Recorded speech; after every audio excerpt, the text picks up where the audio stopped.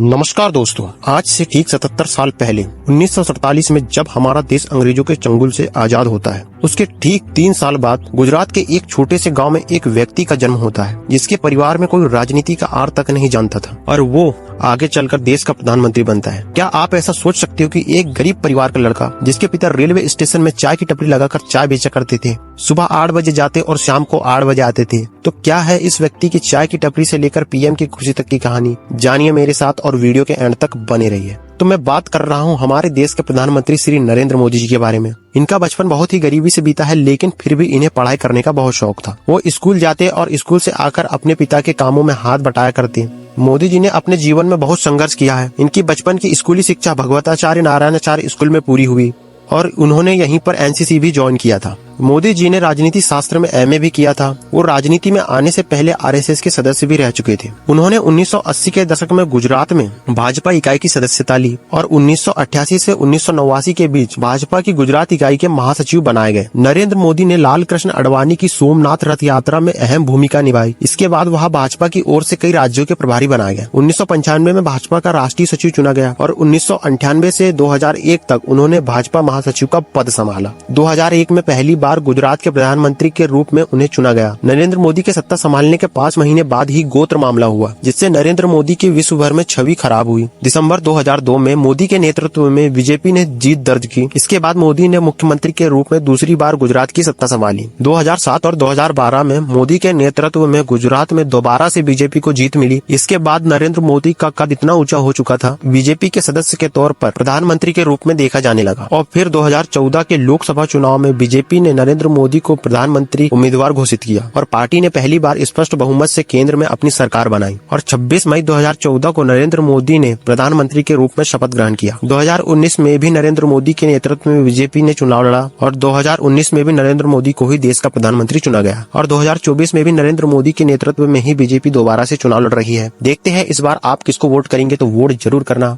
तो मिलते हैं ऐसे ही किसी महान हस्ती की नई स्टोरी के साथ में। तब तक के लिए जय हिंद, जय भारत।